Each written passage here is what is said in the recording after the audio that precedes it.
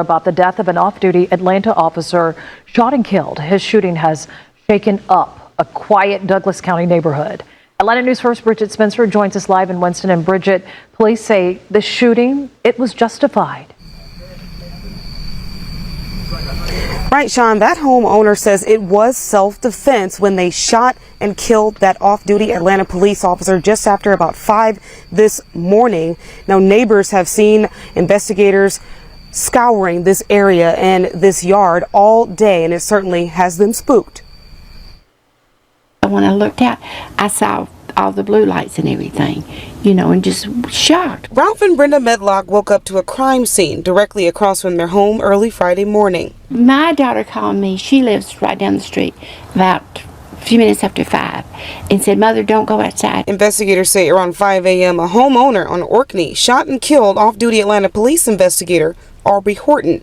The Douglas County Sheriff's Office says it was all in self-defense, and police say a video that has not yet been released shows Horton either under the influence or suffering from a mental health episode. I just can't fathom how horrible he must feel, the gentleman, where it happened over there, and then this young officer, it's heartbreaking. The Medlocks say their son-in-law was one of the first responders on the scene. He was the first one there.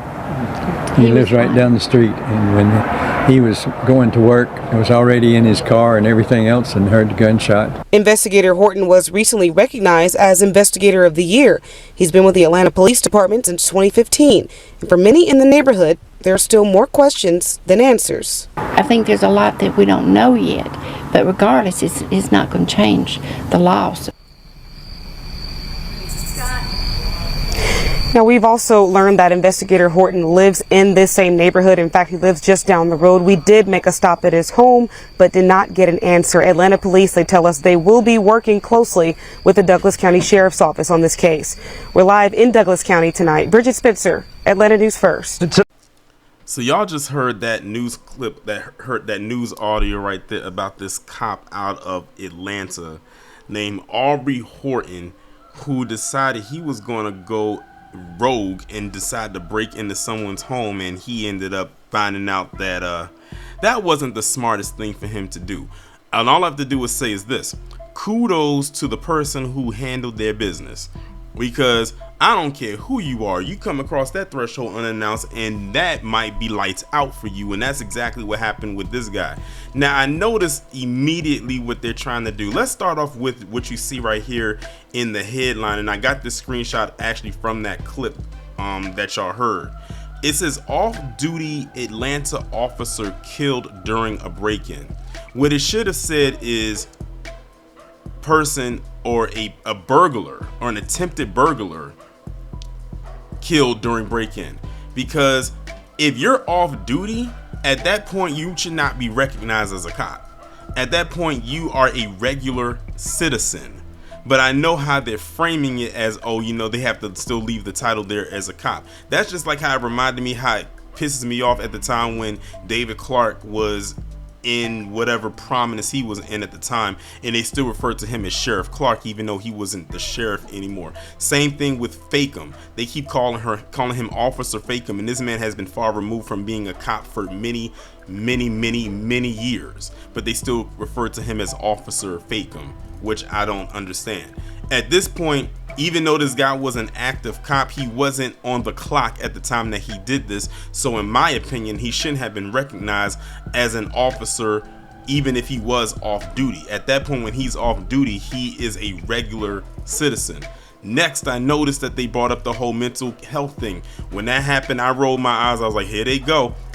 He said they don't know if this man was under the influence of alcohol or if he was having a mental health episode. Since when does a person who's breaking into someone's home then get deemed as someone who's having a mental episode? Can someone please alert me of when whether that was the case? If you're breaking into someone's home, I'm not going to deem you as someone who is mentally ill. You're just a criminal. You're just you know what? I'm gonna use the term that they like to use on us. He was being a thug. Yes, Aubree Horton was being a thug. And notice I didn't say Officer Aubree Horton. I said Aubree Horton was being a thug. Another thing that stuck out to me was them mentioning how he was last year the investigator of the year, or was it, I don't know, was it last year? Anyway, they said he was the investigator of the year. So now they're trying to humanize him or somehow glamour him up and saying, oh, by the way, let's look a little past the fact that he was breaking into someone's home. Let's talk about him and this award, this big award that he got. I look at it like this: if this guy broke into someone's home like this and he was off duty, what else was he doing while he was on duty that they don't know about, or they do know about but they covered up? If I was part of that department, well, I would be finding a way to investigate his background. What was he doing while he was a cop? Because we see what he was doing clearly when he wasn't working, when he wasn't on the clock. This guy broke into someone's home, and well, he got dealt with accordingly. It is what it is. I feel absolutely nothing for this dude. I'm sure they're going to continue out with their investigation to see what his motives was. Like, did he know the person at whose house he broke into, or what was he like there for? Well, it's clear he broke into someone's home. Usually when you break into someone's home is usually to steal something. So that's what he was there for. But what he did not understand or did not know was the people who home he broke into was home.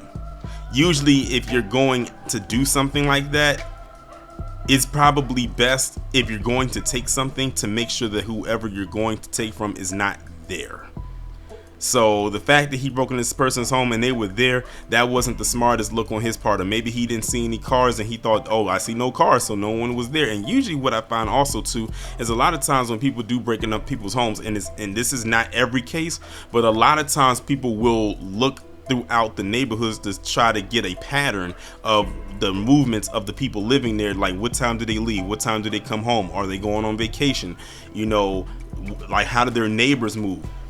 They don't just go randomly there to someone's home and break in. Sometimes they will, if they have the balls enough to do it. But a lot of times people will case the joint, as they used to say back in the day, before they actually go and do what they do. This guy just randomly went to someone's home and decided, I'm gonna break into their home.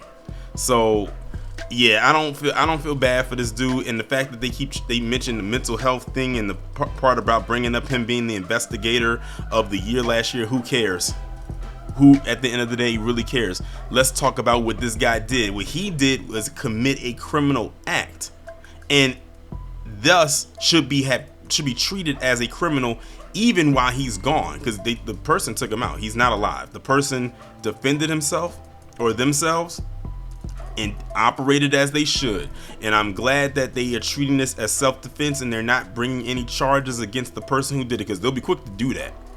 You know, in some cases, you know, it is what it is. And then you think about what just happened, you know, not just happened, but with Amber Geiger and what she did with Botham Jean. She went into this man's apartment and then thought it was her own and she took him out. What if this guy had his power tool on him? And I'm talking about the Aubree Horton. What if he had his gun on him and just started opening fire? And then said, oh, I thought this was my home. But the person got the drop on him first. So it is what it is. Now they asking, when they brought up about him being under the influence and stuff like that, oh, if you want to determine if he was, all you got to do is test his alcohol levels in his body, and that'll determine if he was under the influence or not. Was he drinking, or was he smoking anything? There you go. That's the best way I can say to determine if he was under something, like if he was under the quote unquote influence like they claim. But even still, that's not enough to say or give a reason as to why you just randomly broke into someone's home.